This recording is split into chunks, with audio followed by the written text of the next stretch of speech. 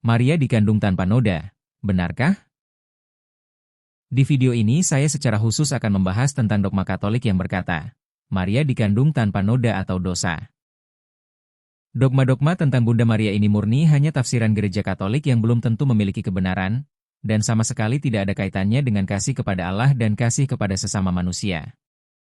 Dogma Maria dikandung tanpa noda, atau Maria tidak memiliki dosa adalah dogma yang baru dideklarasikan pada tahun 1854, karena ada anggapan bahwa Maria melahirkan seorang anak yang kudus, anak Allah, tentu yang mengandung pun pasti kudus. Mereka mengira Yesus itu adalah keturunan biologis dari Maria, padahal Maria adalah makhluk alamiah keturunan Adam yang dibentuk dari debu tanah, sedangkan Yesus adalah manusia rohaniah yang berasal dari sorga, yang sudah kudus dari sananya. Beberapa ayat yang dijadikan sebagai dalil untuk membenarkan Maria dikandung tanpa dosa, antara lain. Lukas 1 ayat 28. Ketika malaikat itu masuk rumah Maria, ia berkata, "Salam, hai engkau yang dikaruniai, Tuhan menyertai engkau." Menurut pandangan Katolik, tidak mungkin Tuhan mencurahkan rahmat dan karunia kepada Maria kalau ia memiliki dosa di dalam dirinya. Gereja Katolik lupa bahwa orang-orang yang jahat yang telah bertobat pun mendapat karunia dari Allah. Lukas 1 ayat 35. Jawab malaikat itu kepadanya, Roh Kudus akan turun atasmu dan kuasa Allah yang Maha Tinggi akan menaungi engkau. Sebab itu anak yang akan kau lahirkan itu akan disebut kudus, anak Allah. Sebagaimana saya sebut di awal, Yesus itu kudus karena dari sananya ia sudah kudus. Yesus bukan keturunan Maria secara genetik, sehingga kekudusan Yesus tidak tergantung apakah Maria sudah kudus sebelumnya. Justru Yesus inilah yang menguduskan Maria, logikanya jangan dibalik. Kejadian 3 ayat 15. Aku akan mengadakan permusuhan antara engkau dan perempuan ini, antara keturunanmu dan keturunannya. Keturunannya akan meremukkan kepalamu, dan engkau akan meremukkan tumitnya. Gereja Katolik memandang Maria sebagai Hawa baru, yang turut serta bersama Yesus meremukkan kepala ular yaitu iblis, sehingga untuk itu Maria harus terbebas dari dosa. Alasannya adalah jika Hawa pertama jatuh ke dalam dosa karena ia mengikuti bujuk rayu si ular tua, sedangkan Hawa kedua yaitu Maria, adalah seorang yang taat kepada Tuhan, sehingga ia dianggap ikut bermusuhan dan meremukkan kepala si ular tua. Jadi keturunan perempuan yang disebut di Kejadian 3 ayat 15 dalam iman Katolik adalah Yesus dan Bunda Maria. Karena gereja Katolik berpandangan kalau Yesus itu kudus, pasti karena Maria yang mengandungnya kudus sejak dikandung ibunya, atau kekudusan Yesus dipengaruhi oleh keberadaan Maria yang mengandungnya. Maka semua pemahaman gereja Katolik tentang Maria akan kacau kemana-mana. Tabut Perjanjian. Dalam iman Katolik, tabut perjanjian melambangkan Bunda Maria karena ia yang mengandung dan melahirkan Sang Firman yaitu Yesus. Keluaran 25 ayat 1-30, Bilangan 17 ayat 10, Ibrani 9 ayat 4 menunjukkan betapa Allah menghendaki kemurnian tabut perjanjian lama. Demikian pula Allah terlebih lagi menghendaki kemurnian Bunda Maria, Sang tabut perjanjian baru, yang mengandung Sang Sabda yang menjadi manusia, Sang Roti hidup, Sang Imam Besar yang tertinggi. Tabut perjanjian biasanya ditempatkan di ruang Maha Kudus di dalam bait Allah, dan semua yang ada di dalam tabut perjanjian menggambarkan Yesus dan penggenapan tentang tabut perjanjian ini ada hubungannya dengan yang disebut di Matius 5 ayat 17-18. Sehingga tabut perjanjian itu jelas bukan Bunda Maria, tetapi Yesus. Tentang tabut perjanjian ini akan saya bahas pada video terpisah dengan judul, Tabut Perjanjian. Ibrani 7 ayat 26. Kristus adalah Sang Imam Besar yang tanpa noda, yang terpisah dari orang-orang berdosa, sehingga tak mungkin ia lahir dari seorang perempuan yang berdosa. Wahyu 12 ayat 1-6. Bunda Maria dianggap sebagai perempuan yang berselubungkan matahari, dengan bulan di bawah kakinya dan sebuah mahkota dari 12 bintang di atas kepalanya, yang mengandung dan melahirkan anak laki-laki yang menggembalakan semua bangsa, akhirnya mengalahkan iblis. Ayat ini dikaitkan dengan keturunan Hawa yang meremukkan kepala ular. Mungkin Anda pernah mendengar sebuah ayat yang berkata, keselamatan datang dari bangsa Yahudi.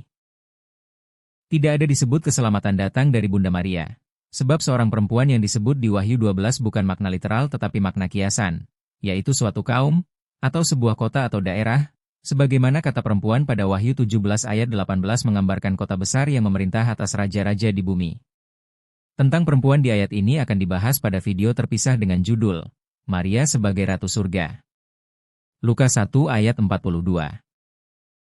Yesus sebagai buah rahim Maria digambarkan sebagai buah pohon pada Matius 7 ayat 17-18, yang mana pohon yang baik akan menghasilkan buah yang baik dan pohon yang tidak baik akan menghasilkan buah yang tidak baik.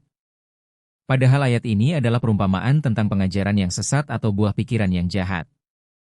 Menurut pemahaman Katolik, Maria di sini dapat digambarkan sebagai pohon dan Yesus sebagai buahnya.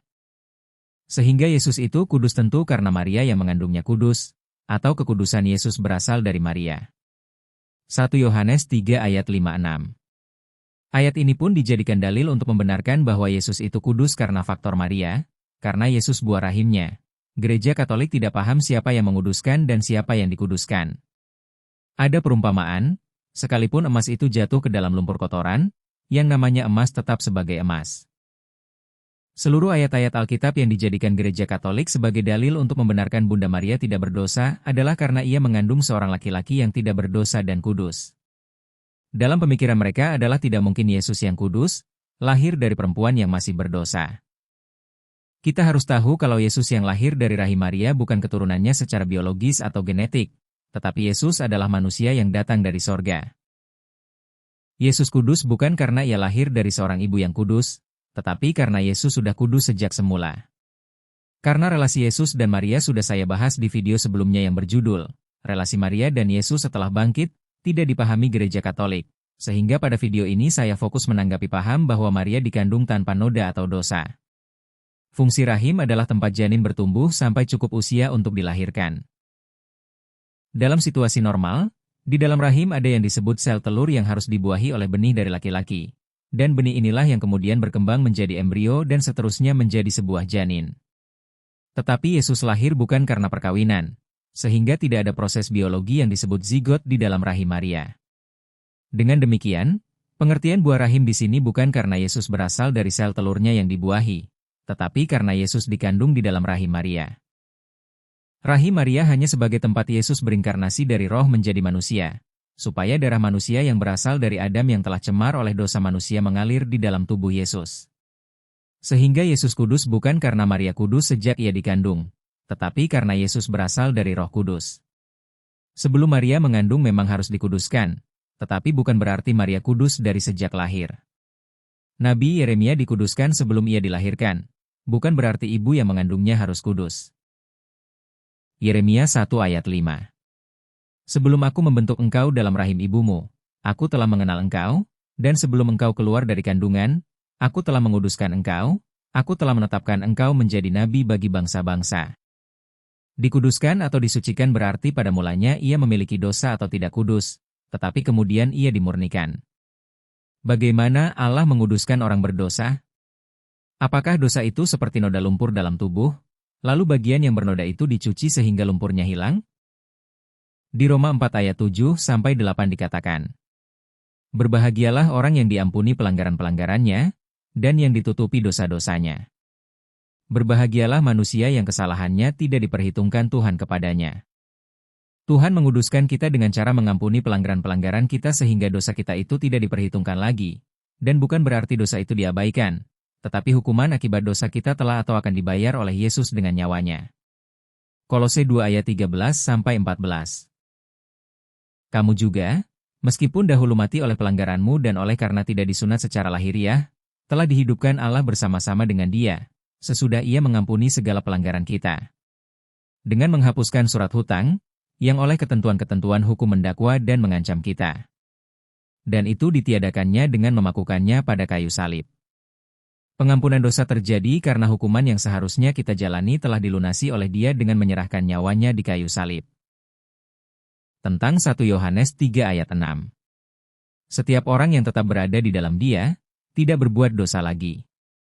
Kalau ini dihubungkan kepada Maria yang mengandung Yesus, Tuhan ada di dalam kandungan Maria bukan sejak Maria kecil, tetapi setelah Maria cukup umur untuk mengandung.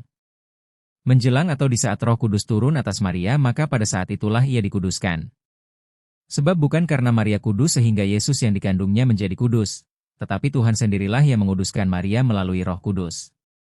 Ketika Tuhan ada di dalam kita maka tentu kita tidak berbuat dosa lagi. Artinya ia tidak mengulangi perbuatan-perbuatan yang menimbulkan dosa lagi. Rasul Paulus sebelum bertobat ia adalah penganiaya kejam jemaat Kristen awal, yang kemudian dikuduskan untuk memberitakan Injil Allah. Roma 1 ayat 1. Dari Paulus, hamba Kristus Yesus, yang dipanggil menjadi rasul dan dikuduskan untuk memberitakan Injil Allah. Walaupun ia telah dikuduskan tetapi ia masih merasa orang berdosa. Tetapi setelah dikuduskan, Paulus tidak berbuat dosa lagi. Mungkin Anda pernah mendengar bahwa Yesus memikul dosa kita di dalam tubuhnya, atau ia telah dibuatnya menjadi dosa karena kita, dan Yesus disamakan dengan saudara-saudaranya. 1 Petrus 2 ayat 24. Ia sendiri telah memikul dosa kita di dalam tubuhnya di kayu salib. 2 Korintus 5 ayat 21. Dia yang tidak mengenal dosa telah dibuatnya menjadi dosa karena kita. Ibrani 2 ayat 17. Dalam segala hal Yesus disamakan dengan saudara-saudaranya. Ibrani 2 ayat 14. Karena anak-anak itu adalah anak-anak dari darah dan daging, maka Yesus juga menjadi sama dengan mereka dan mendapat bagian dalam keadaan mereka. Ibrani 9 ayat 28.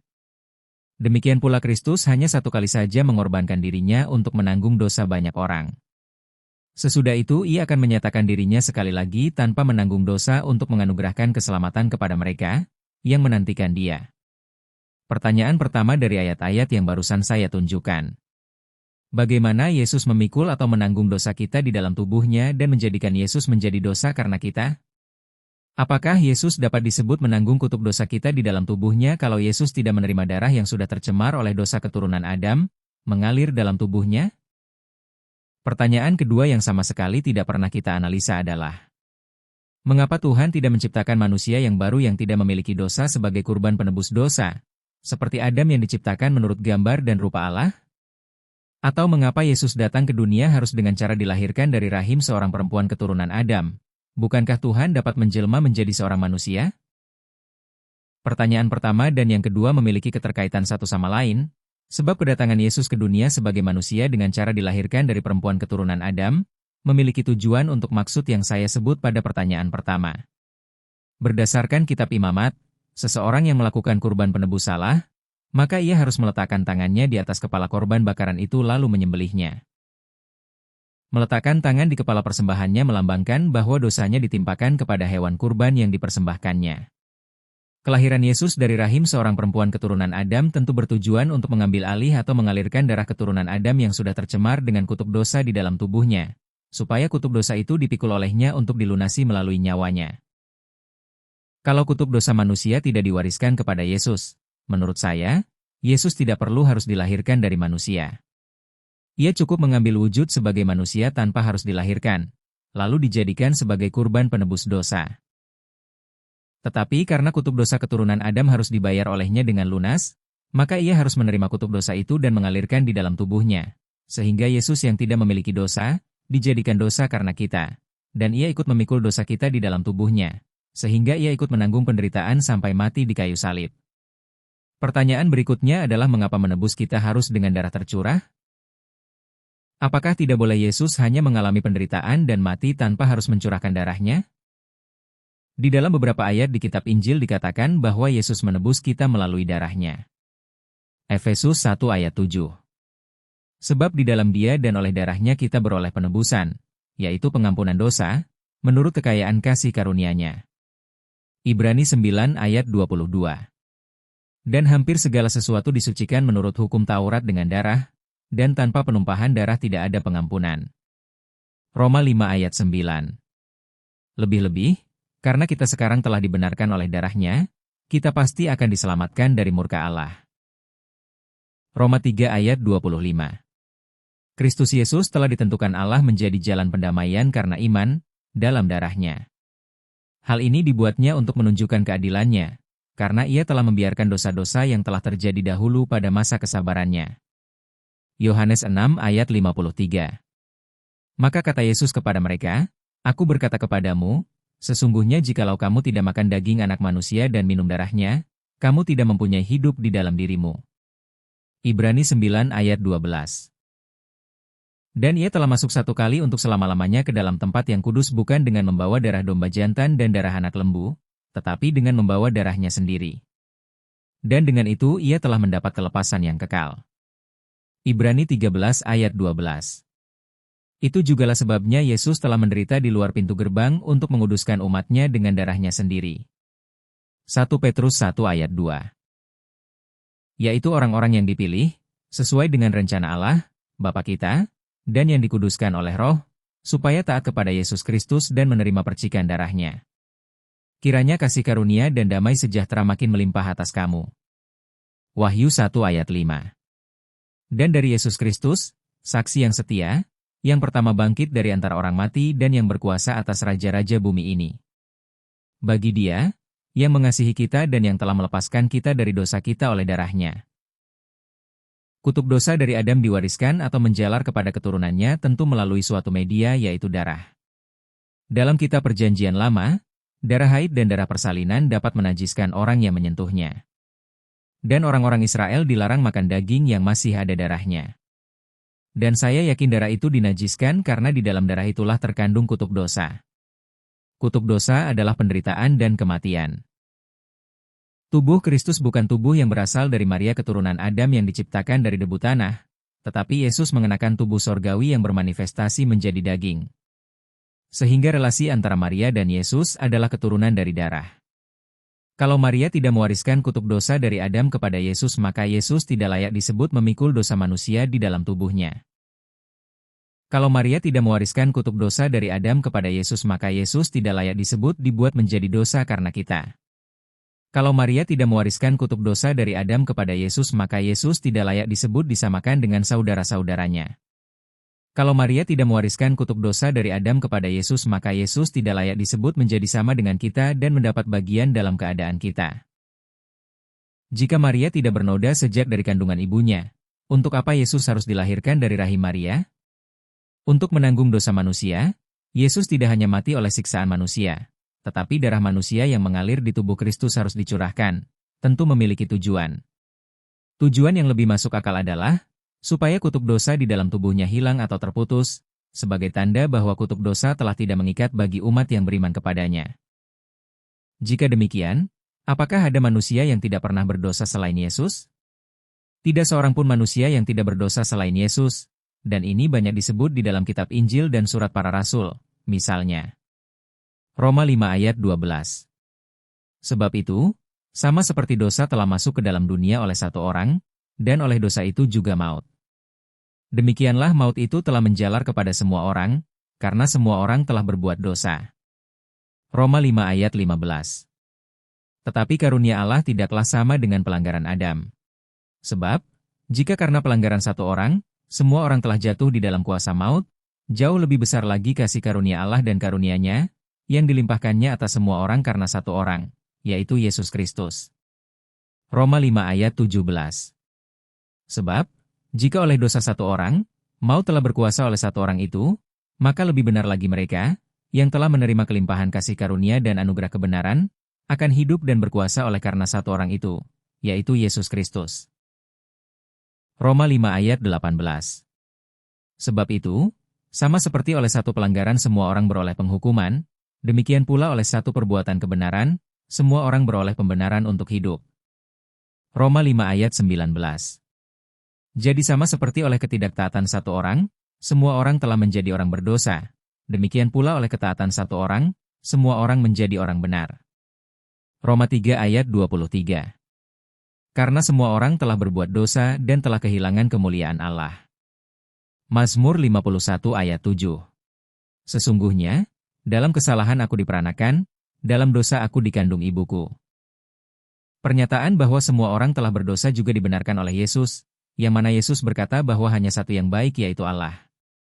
Matius 19 ayat 17. Jawab Yesus, apakah sebabnya engkau bertanya kepadaku tentang apa yang baik? Hanya satu yang baik. Tetapi jikalau engkau ingin masuk ke dalam hidup, turutilah segala perintah Allah. Markus 10 ayat 18. Jawab Yesus, mengapa kau katakan aku baik? Tak seorang pun yang baik selain daripada Allah saja. Tidak ada manusia yang kudus seperti Yesus. Tetapi ada banyak manusia yang telah dikuduskan. Manusia dikuduskan tidak sama dengan Yesus yang kudus, sebab kita kudus karena dikuduskan melalui darahnya yang tercurah. Ibrani 13 ayat 12. Itu jugalah sebabnya Yesus telah menderita di luar pintu gerbang untuk menguduskan umatnya dengan darahnya sendiri. Ibrani 9 ayat 22. Dan hampir segala sesuatu disucikan menurut hukum Taurat dengan darah, dan tanpa penumpahan darah tidak ada pengampunan. Mereka yang hidup sebelum penggenapan hukum Taurat, dikuduskan melalui darah hewan kurban yang tidak bercacat, merupakan bayangan atau tipologi dari pengorbanan Yesus Kristus di kayu salib. Darah hewan kurban hanya sebagai tanda sementara untuk pengampunan dosa, sebelum disempurnakan oleh darah Kristus yang kekal. Sebelum Maria mengandung Yesus, saya yakin Maria telah menjalankan tradisi penebusan dosa melalui darah hewan kurban yang tidak bercacat sesuai dengan tradisi agama Yahudi, sebagai tanda pengampunan dosa berdasarkan hukum Taurat, yang kemudian disempurnakan oleh darah Kristus. Kalau mengikuti cara berpikir Gereja Katolik yang mengatakan Bunda Maria dikandung tanpa noda sehingga Yesus yang lahir dari rahim Maria itu kudus, maka di sini ada dua hal yang menjadi pertanyaan. 1. Apakah Yesus kudus karena faktor dari Maria? 2. Yang mana yang benar? Apakah Yesus yang menguduskan Maria melalui Roh Kudus yang turun atas Maria? Atau Yesus kudus karena Maria terlahir sudah kudus? Jika Maria terlahir sudah kudus, atau Maria kudus sudah sejak dalam kandungan ibunya, tentu ibu yang mengandungnya dan ayah sebagai asal-usulnya pun harus kudus. Demikian seterusnya sampai ke leluhurnya yang paling terdahulu yaitu Adam. Jika salah satu dari mereka telah berdosa maka seluruh keturunannya akan menerima kutuk dosa itu. Dan kalau Maria tidak pernah berdosa maka ia tidak membutuhkan juru selamat dan tentu Maria tidak akan mati dan ia akan hidup abadi di dunia. Tujuan saya membahas dogma Maria dikandung tanpa noda adalah karena dogma-dogma ini telah menyelewengkan tujuan sesungguhnya dari pemberitaan Injil. Tujuan pemberitaan Injil berdasarkan Matius 28 ayat 19-20 adalah menjadikan semua bangsa muridnya, membaptis mereka dalam nama Bapa, Anak dan Roh Kudus yaitu Yesus, dan mengajar mereka melakukan segala sesuatu yang telah diperintahkan Yesus. Di sini saya menggarisbawahi kalimat, mengajar mereka melakukan segala sesuatu yang telah diperintahkan Yesus. Artinya ajaran itu berasal dari Tuhan Yesus, bukan ajaran yang dibuat oleh manusia. Perintah Yesus dalam kitab Injil adalah supaya orang-orang bertobat, membawa jiwa-jiwa kepadanya untuk menerima karunia keselamatan. Dan inti dari pengajaran Kristus adalah kasih, sebagaimana disebut di Matius 22 ayat 37-39, yang berkata demikian. Jawab Yesus kepadanya, kasihilah Tuhan, Allahmu, dengan segenap hatimu dan dengan segenap jiwamu dan dengan segenap akal budimu. Itulah hukum yang terutama dan yang pertama. Dan hukum yang kedua, yang sama dengan itu, ialah, kasihilah sesamamu manusia seperti dirimu sendiri. Karena dengan melakukan kasih dan mentaatinya maka kita akan menjadi anak-anak Allah. Bagaimana caranya kita mengasihi Tuhan? Mengasihi Tuhan adalah dengan cara menuruti segala perintahnya, sebagaimana disebut di beberapa ayat dalam Injil, misalnya. Yohanes 14 ayat 15. Jikalau kamu mengasihi aku, kamu akan menuruti segala perintahku. Yohanes 14 ayat 21. Barang siapa memegang perintahku dan melakukannya, dialah yang mengasihi aku. Dan barang siapa mengasihi aku, ia akan dikasihi oleh Bapa-Ku dan aku pun akan mengasihi dia dan akan menyatakan diriku kepadanya. Perintah-perintah Yesus kita dapat pelajari di dalam kitab Injil dan inilah yang perlu kita pahami dan lakukan. Bagaimana mengasihi Tuhan dan bagaimana mengasihi sesama manusia. Tuhan itu Immanuel, dan Dia telah mengutus Roh Kudus ke dalam diri setiap orang beriman untuk memimpin mereka ke dalam kebenaran. Kemuliaan kepada Allah Bapa, Anak dan Roh Kudus berpusat kepada satu pribadi yaitu Yesus Kristus. Sebab jika kita mengenal Yesus maka sudah otomatis mengenal Bapa. Mengasihi Anak berarti mengasihi Bapa, dan jika Roh Kudus berdiam di dalam kita maka secara otomatis kita akan memuliakan Yesus sebagaimana disebut di Yohanes 16 ayat 13-15.